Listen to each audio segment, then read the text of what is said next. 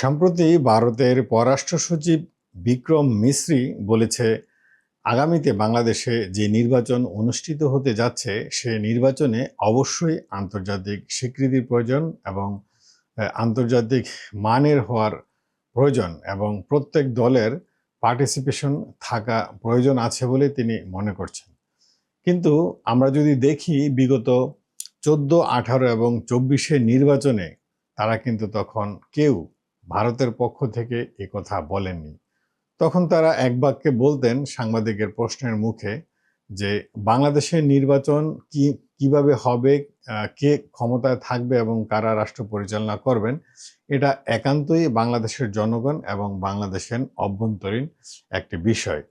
এই বিষয় নিয়ে ভারত কখনো মাথা ঘামাবে না অথবা ভারত কোনো হস্তক্ষেপ করবে না।